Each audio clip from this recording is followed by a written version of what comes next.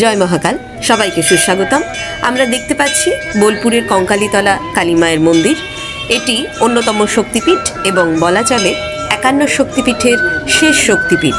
আপনারা দেখতে পাচ্ছেন কিছুদিন পূর্বেই মহাকাল স্বামীজি মহারাজের কৃপায় ভিডিওর মাধ্যমেই আমরা কঙ্কালীতলা মায়ের মন্দির দর্শন করেছি এবং সেখানকার মাহাত্ম্য বর্ণনা করেছেন মহাকাল স্বামীজি মহারাজ।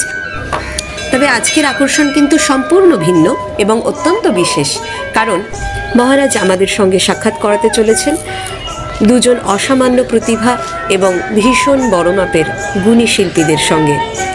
তাদের অপূর্ব প্রতিভার পরিচয় পেতে জুড়ে থাকুন মহাকালের সাথে। জয় মহাকাল।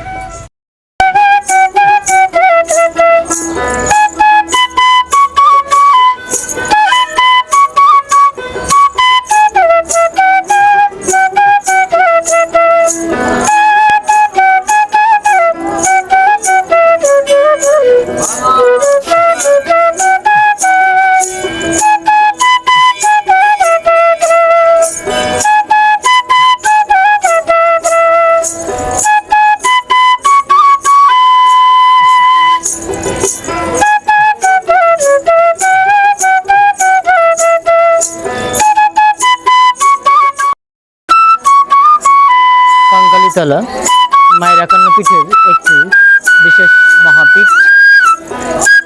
জগন্মাতা সতীর 51টা খণ্ড হয়েছিল, যদিও ইহার বৈদান্তিক বা দার্শনিক তত্ত্ব আলাদা।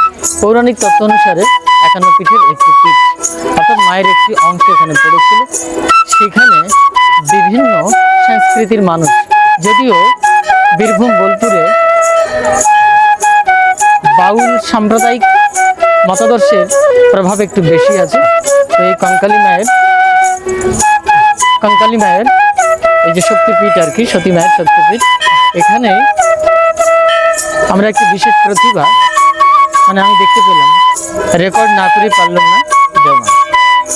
এই যে ভদ্রলোকটি পেছনে বাঁশি বাজাচ্ছেন এবং দোতারা বাজাচ্ছেন একজন ভদ্রলোক। যাই হোক, ইহারা মায়ের ভক্ত হিসেবেই পরিচিত হবেন। মন মোহিত হয়ে যাচ্ছে। উনি একটি এখানকার আঞ্চলিক কোনো একটি ফোক সং বা লোকগীতি সেটাকে প্লে করছেন বাঁশির মাধ্যমে। জয় মা।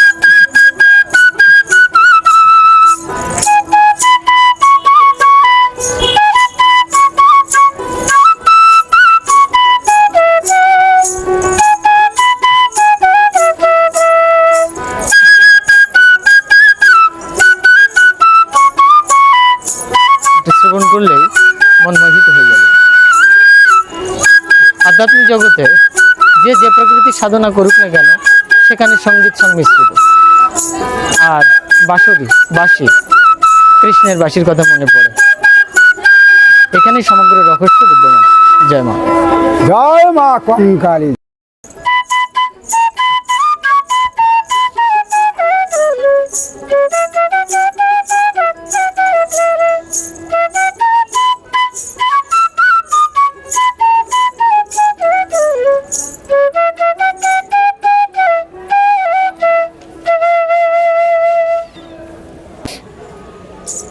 এখানে অর্থাৎ কঙ্কালীতলা মায়ের 51 শক্তিপীঠের একটি পীঠ। নিশ্চিত আমরা দেখতে পাচ্ছি দুইজন মহাত্মাকে, ভক্ত মহাত্মা বলতেই হয়, কারণ মায়ের শক্তিপীঠে এখানে রয়েছেন এবং দুইজন মিউজিশিয়ান বলা চলে এক প্রকার। সত্যি কথা বলতে একজন বাঁশুরি বাজাচ্ছেন আর একজন ওটা হচ্ছে দোতারা। এই পাশে দেখতে পাচ্ছেন 51 শক্তিপীঠের যে কঙ্কালীতলা যে শক্তিপীঠ, সেটা কুণ্ড হচ্ছে এই মহাকুণ্ড। এটা হচ্ছে মহাপীঠস্থান, তার পাশেই রয়েছে মন্দির। ঠিক আছে, এখানে চিত্রপট বিগ্রহে পূজা হয়। আর এইটাই হচ্ছে আসল শক্তিতত্ত্বপীঠ। যাই হোক, এটা নিরাকার অবস্থার ভেতরে রয়েছে, এটা কুণ্ড, ইয়ার বিশেষ মাহাত্ম্য রয়েছে। কিন্তু এখন আমরা এই বিশেষ শক্তিপীঠের মাহাত্ম্যের সঙ্গে সঙ্গে এই মহাত্মা দুজনের সাথে একটু পরিচয় করে নেব। জয় মা। বাবা, আপনার শুভ নামটা একটু জানতে পারি? আমার নাম হচ্ছে পাতাই দাস। আমি প্রত্যেক দিন আসি মায়ের মন্দিরে, গান বায়না করি। বাবা, আমার জীবিকা এই গান বায়না নিয়ে। এখানে কত বছর আছেন? আমি এখানে মোটামুটি এখন 30 বছর। 20 বছর? 30 বছর। আর আপনি যে বাঁশি বাজাচ্ছেন, এটার কি নাম দেওয়া যাবে? বাঁশরি ইত্যাদি? বাঁশরি। এটা কত বছর আপনি প্লে করছেন, বাজাচ্ছেন? 10 বছর থেকে আপনার বয়সের 10 বছর হ্যাঁ, থেকে? 10 বছর থেকে আমি আপনার বয়স জিজ্ঞেস করা উচিত না, তো জিজ্ঞেস করছে হ্যাঁ আপনার আমার বয়সটা বয়স এখন 60 বছর। 60, তার মানে 50 বছর ধরে আপনি হ্যাঁ বাজাচ্ছেন। হ্যাঁ বলে। বহুত বড়ি বাত। আর আর আপনার গৃহ এখানেই থাকছেন নাকি? হ্যাঁ আমার পাশে গ্রাম বাড়ি আছে, আমি সাইকেলে আসি, সাইকেলে যাই। আচ্ছা আচ্ছা আচ্ছা, সাইকেলে আসেন? হ্যাঁ সাইকেলে সাইকেলে যাই। সকাল কটায় আসেন আর সকাল রাত্রিতে যান? 7টায়ও আসি, 8টাও আসি। আচ্ছা আচ্ছা, হ্যাঁ সকাল 7টা। আপনি সকাল থেকে মোটামুটি এই সন্ধে পর্যন্ত আক্লান্তই বাঁশি বাজেন? হ্যাঁ কারণ একদম বন্ধ নয়, সারাদিন বাসি পুকে। বাপরে বাপ। আমি প্রোগ্রাম পেলেও যাই। আর প্রোগ্রামও করেন? হ্যাঁ প্রোগ্রামও যায়, আমাদের লালন দেবাংশীর সঙ্গে দল আছে আমার, আচ্ছা আচ্ছা আচ্ছা। গ্রুপ আছে। আপনার কি মোটামুটি ফকিরি বা বাউল ভাবটাকে গ্রহণ করেছেন? হ্যাঁ আমি এখন এই ফকিরের এই গানের আচ্ছা, আচ্ছা, গানের জগতে। আচ্ছা, আর ঠিক আছে, তো এখান থেকে মোটামুটি যারা ভালোবেসে কিছু দেয়, হ্যাঁ সেটা নিয়ে সেখান থেকে কিছুটা হ্যাঁ, আপনাদের চলে যাচ্ছে টুকটাক হ্যাঁ, মায়ের নির্বাহ কাছে হয়। ঠিক যেটুকু আছে, পায়। মায়ের আমরা ইচ্ছা। চানাচানি করি না, যেটুকু না না, আমি আশীর্বাদ। দেখলাম তো, আমি এখানে আধা ঘন্টার উপরে হয়ে গেছে, আমি লক্ষ্য করেছি আপনাদের এই নিরলস সাধনাটা, এটা এক প্রকারের সাধনা হচ্ছে, এটা নিরলস। যদিও আপনার লক্ষ্যটা অন্যদিকে, কিন্তু আপনার যে পরিশ্রমটা, সেই পরিশ্রমের মূল্যায়ন অবশ্যই ভারতীয় যে শাস্ত্রীয় সঙ্গীত হ্যাঁ। সেটা কিন্তু করেছে অনাদিকাল থেকে। ভগবান শিবশঙ্করের যে তাণ্ডব নৃত্য, কৃষ্ণের যে বাঁশি, হ্যাঁ, হ্যাঁ। হ্যাঁ, এগুলোর সাথে আমাদের আধ্যাত্মিকতার সম্পর্ক রয়েছে। এক শ্রেণীর মানুষ আমরা হিমালয়ের উপরে, পাহাড়ের উপরে, গুফায়, শ্মশানে ইত্যাদি জায়গায় তপস্যা করছেন, আর আপনি বাঁশি বাজাচ্ছেন, কৃষ্ণের বাঁশি। আচ্ছা, কখনো কৃষ্ণ যে বাঁশি বাজিয়েছিলেন, সেই বাঁশি বাজানোর সঙ্গে সঙ্গে, মানে কৃষ্ণের বাঁশি বাজানোর সঙ্গে আপনার বাঁশি বাজানোর ভেতরে কখনো একাত্ম তত্ত্ব ফিল করছেন, করেন? যে কৃষ্ণ কিভাবে বাঁশি বাজিয়ে মোহিত করতেন, বা ইয়ার ভেতরে রস কি, সুর কি? পারি না, কিন্তু চেষ্টা চলছে। না না, চেষ্টা যথেষ্ট ভালো বাজে, হ্যাঁ, যথেষ্ট। কিন্তু আমি বলছি ওই সুরের সঙ্গে কৃষ্ণ বাঁশি হ্যাঁ, বাজাতেন, কৃষ্ণ। এটা কি আপনার ভেতরে এই সুরের সাথে টাচ করে যাচ্ছে? হ্যাঁ, হ্যাঁ। কখনো কখনো অজান্তে এসে কখনো যাচ্ছে যে কি মোহিত করে যাচ্ছে। আপনি হয়তো একটা উদ্দেশ্য নিয়ে এখানে করছেন, কিন্তু কখনো কখনো এরকম হয়েছে তো, যখন আপনি খুব ছোট্ট তখন বাঁশি বাজে, তখন তার এইরকম মানসিকতা ছিল না? না না না, এখন আকর্ষণটা বেশি। এখন যে সুরটা ভাবটা এনেছি, আগে তো ছোটতে যখন বাজাতে হয়, তখন তো ধরো সেই রাখালের বাঁশি। আচ্ছা, আপনার হার্টের উপরে, লাংসের উপরে চাপ পড়ে? না আমার কোনো কিছু হয় না, কোনো আমার সব- শরীর সুস্থ, হ্যাঁ, দেখে বোঝা যায় আপনি হ্যাঁ, একদম আমার সুস্থ। সব ঠিক আছে। দারুণ, ঠিক আছে, হ্যাঁ। তাহলে বাবা ভালো থাকবেন। হ্যাঁ ভালো থাকবেন, ঠিক আছে, জয় মা কঙ্কালী। হ্যাঁ, জয় মা কঙ্কালী, জয় মা কঙ্কালী, জয় মা, জয় মা। এবার আমরা এই পাশের বাবাটির কাছে যাচ্ছি, একটু বাবার কাছে জিজ্ঞাসা করে নিই। আমার দোতারাটা ভীষণ টাচ করে, বাঁশিও এই বিশ্বজগতের সব কিছু সংকর্ষণ করছে এই বাঁশির সুরে। ইহার ভেতরে নবম নাদ, অর্থাৎ 9টা নাদ তথা 12টা নাদ রয়েছে। এই নাদের সাথে সম্পৃক্ততা যাদের রয়েছে, তারা আধ্যাত্মিকতার সাথে সম্পর্ক রাখেন। জয় মা। তো তার সঙ্গে সঙ্গে দোতারার যে মনমোহিত সুর, সেটাকে একটু আমরা শুনে নেব, সঙ্গে সঙ্গে বাবাজির সাথে একটু কথা বলে নেব, তারপরে পরিষ্কার হয়ে যাবে। আমরা যাচ্ছিলাম বাবার কাছে, কিন্তু তার আগে এই বাবাজির কাছ থেকে শ্যামা সঙ্গীতটা শুনে নেব, আর সঙ্গে সঙ্গে দোতারা বাজনাটা শুনে নিচ্ছি, তারপরে বাবাজির সাথে কথা বলবো। যাবে, হ্যাঁ।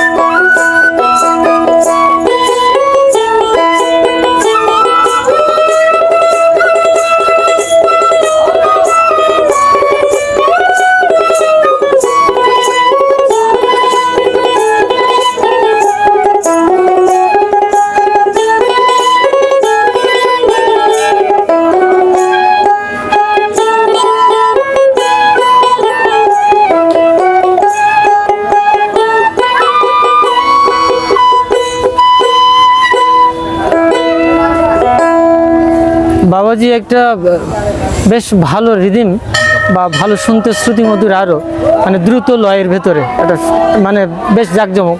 একটু ছোট করে বাজেন, তারপরে কথানো যাচ্ছে। আমরা এই বাবাজির এই দোতারাটা একটু স্পেশালি শুনে নিই। সঙ্গে বাবাজি আরেকটি মিউজিক ইনস্ট্রুমেন্ট ধরেছেন। হ্যাঁ, যাবেন। লাগে না ফুল চন্দন,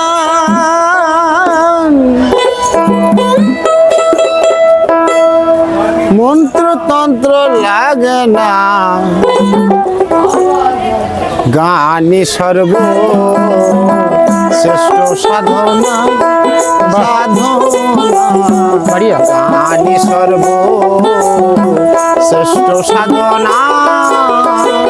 লাগে না ফুল চন্দন, লাগে না ফুল চন্দন, মন্ত্রতন্ত্র লাগে না, গানে সর্ব শ্রেষ্ঠ সাধনা সাধনা, গানে সর্ব শ্রেষ্ঠ সাধনা।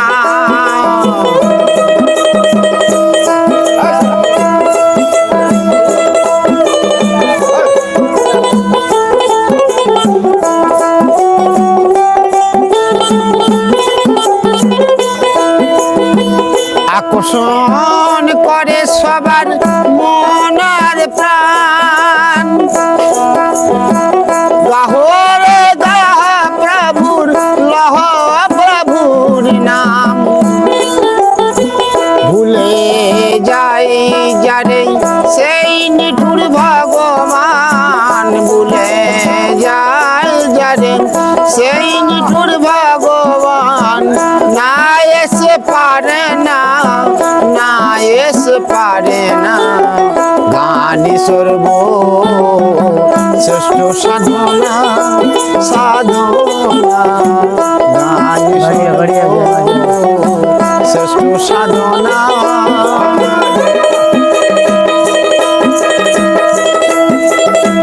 এরাও মায়ের আসল ভক্ত, শক্তিপীঠটাকে জমিয়ে রেখেছেন, আনন্দ প্রদান করছেন, বিনোদন প্রদান করছেন, মায়ের একান্ত শরীর।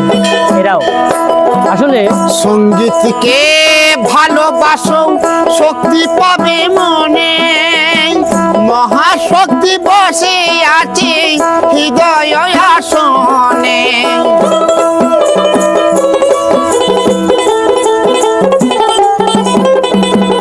মা গো,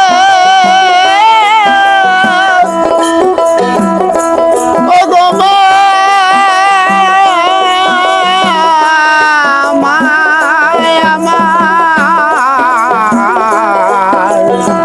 সঙ্গীতকে ভালোবাসো, শক্তি পাবে মনে, মহাশক্তি বসে আছেন হৃদয় আসনে, বিশ্ব সর্ব ঠাকুর দেব পঞ্চনানে, বিশ্ব সর্ব ঠাকুর দেব পঞ্চনানে, হরি নাম গানে মর্ত শিব ত্রিমদিনায়, গানে সর্ব শ্রেষ্ঠ সাধনা সাধনা, গানে সর্ব শ্রেষ্ঠ সাধনা। লাগে না ফুল চন্দন, মন্ত্রতন্ত্র লাগে না, গানে সর্ব শ্রেষ্ঠ সাধনা।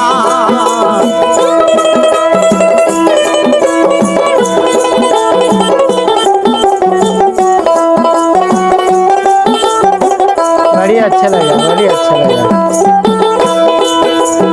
तत्व ভবারে ভবানী বাধা গানের ছন্দগুলি, মহাই উচ্চ স্বরে থেকে বলে থাকি কালি কালি, বাবা পাগলার গান কিছুদিন আগে ভবারে ভবানী বাধা গানের ছন্দগুলি, মহাই উচ্চ স্বরে থেকে বলে থাকি কালি কালি, সরস জগদল সদাই শ্রীমতী গুলি, প্রেম পবনে গীত রয় মধুর মধুর রচনা, গানে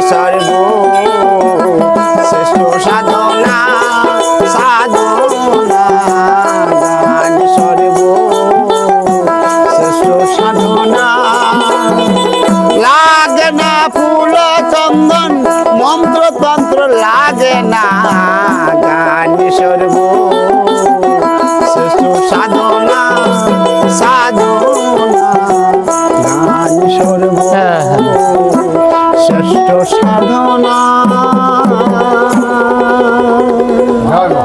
জয় মা কঙ্কালী, জয় ভবানী, জয় মা। জয় মা কা- যে বাবাজিটি দোতারা বাজালেন, সঙ্গে বাঁশিওয়ালা বাবাজিটি রয়েছেন এখানে। আমি বলছিলাম 51 শক্তিপীঠ, আসলে এই ভক্তরা যদি এখানে না থাকতেন, বিনোদন না দিতেন, তাহলে মায়ের একাংশ খণ্ডিত হয়। তাই মায়ের 51টা পীঠ নয়, শুধু 51টা অংশ নয়, সবাই মায়ের একাংশ খণ্ড খণ্ড শরীর। এই জন্যে মায়ের 51 পীঠের সঙ্গে ইহারও সম্পৃক্ত, অভিন্ন এবং অবিচ্ছেদ্য।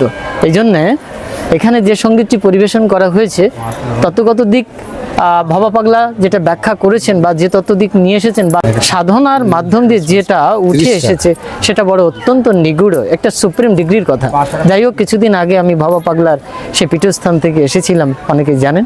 তো যাই হোক, এখানে আমরা এই বাবাজির সঙ্গে একটু কথা বলে এটা শেষ করব। জয় মা। বাবাজির শুভ নামটা একটু জানতে পারি? আমার নাম হচ্ছে ভজন দাস। ভজন দাস। আপনি দোতারা বাজাচ্ছেন কত বছর হচ্ছে? এটা দোতারা তো? হ্যাঁ, দোতারা। ইয়েস। আমি প্রথমে বাজাতাম আরবাসি। আরবাসি বাজাতেন, মানে বাঁশি? আচ্ছা। সেটাকে প্রথমে অর্জন করেছি, হ্যাঁ বাজিয়েছি মাস্টার ধরে। হ্যাঁ। আমার মাস্টার ছিলেন আমার গুরুদেব, মানে আমার বাবার বাবা শ্রী রামপ্রসাদ দাস। আচ্ছা আচ্ছা, মানে আপনার ঠাকুরদা? হ্যাঁ, ঠাকুরদা। আমার তার কাছ থেকে আমার সব পাওয়া। আচ্ছা। আর কিছু মানে আমি শিখেছি মাস্টার কাছেই। কোথায় শিখেছি? আমার তবলা মাস্টার শিখেছি। আচ্ছা। আর এই দোতারা শিখেছি আমার পিসিমায়ের কাছে। আমার পিসিমা একটু বাজাতে পারে, সে আমাকে সারে গাম করে আমাকে দেখিয়ে দিয়েছিল। সেখান থেকেই আমি সারে গামটা প্র্যাকটিস করে আচ্ছা। মা সরস্বতীর কাছে। এটা মা সরস্বতীর কৃপা ছাড়া বাজানো তা বহুত হয় না। কঠিন। ঠিক। তাই আপনার গান বায়না সেটা একটু মানে সাধনা জিনিস। এই সাধনাটা মানে আমার আসি মায়ের কাছে, মাকে গান শোনাতে। কিন্তু আমাদের তো মানে ছেলে মেয়ে তো সৃষ্টি মানে করেছি, এমনি তো সংসার হয়েছে। সংসার থেকেও আমার গৃহ মানে আমার কিন্তু মানে একটা সাধক লাগিয়ে আছি। হ্যাঁ হ্যাঁ, আমরা পরতত্মার সাথে মিলন স্থান করি। কিবা শূদ্র কিবান্নাসী শূদ্র কেন নয়? হ্যাঁ, কিন্তু আমাদের কাছে এই যেই গানটাই কৃষ্ণ হচ্ছে তত্ত্ববেত্তা সেই গুরু হয়। এটা গুরুতত্ত্বের কথা বলা হয়েছে। আর এখানে পাশেই পরমানন্দ মিশন রয়েছে একটা, খুব কাছাকাছি, এখান থেকে 2-2.5 কিলোমিটার দূরত্বে। একজন বিখ্যাত মহাত্মা, উনি একটি কথা বলছেন যে তুমি সন্ন্যাসী কি অমুক জ্ঞানী যোগী ইত্যাদি বড় কথা নয়। বড় কথাটা হচ্ছে তুমি সংসারে থাকো বা সন্ন্যাসী হও, যিনি জ্ঞানী তিনি হচ্ছে প্রকৃত, মানে তত্ত্বগত দিক লাভ করেছেন, তিনি হচ্ছে প্রকৃত জ্ঞানী। এবার যোগী সন্ন্যাসী ইত্যাদি হতে পারে, গৃহী হতে পারে, কিন্তু যদি আপনি উৎকৃষ্ট তত্ত্ব লাভ করেন তাহলে আপনি জ্ঞানী হয়ে যাবেন। এইটা হচ্ছে আসল পরিচয়ের জায়গা, যেটা আপনি বোঝাতে চাইছেন আর কি অ্যাকচুয়ালি। তো এই জন্য যারা গৃহে থাকেন আর যারা আমরা সন্ন্যাসী, এইটার ভেদ বিচার করি একটি সংস্কারের মাধ্যম দিয়ে। এটা ঠিক আছে যে সংস্কারের মাধ্যম দিয়ে আমরা একটা ভেদ করি, কিন্তু বাস্তবিক তত্ত্বগত দিক তো ভেতরের সত্তাটা এক। আমি যে টার্গেটে যাচ্ছি, আমি যে উদ্দেশ্যে যাচ্ছি, আপনার উদ্দেশ্যটা সেখানে। হ্যাঁ, গড, আল্লাহ, নবী, ভগবান, ঈশ্বর, কালী, দুর্গা ইত্যাদি ইত্যাদি, এগুলো তত্ত্বগত দিকে এক জায়গায় পৌঁছাবে, সেই তত্ত্বটা বোঝানোর চেষ্টা করেছেন। যাই হোক, আচ্ছা আপনি আমাকে বলুন যে আপনার গৃহ কোথায়, বাড়ি কোথায়? বাড়ি গ্রাম রতনপুর। হ্যাঁ, রতনপুর। রতনপুর। আচ্ছা, এখানে আপনি কত বছর বাজাচ্ছেন, মানে আসছেন? এখানে প্রায় 10-12 বছর হবে। এখানে 10-12 বছর? বাহ বাহ বাহ বাহ, খুব সুন্দর। আর দোতারাটা কোথা থেকে বানানো? দোতারাটা আমার এক মিস্ত্রি আছে, সে বানিয়ে দিয়েছিল। খুব সুন্দর বানিয়েছে। মিস্ত্রি শুভ নামটা? নাম হচ্ছে বিকাশ দাস। আচ্ছা আচ্ছা, যাই হোক, ঠিক আছে।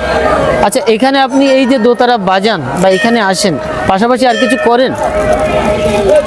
না, পাশাপাশি কিছু না, গানটা দোতারা নিয়ে থাকে। এটাই।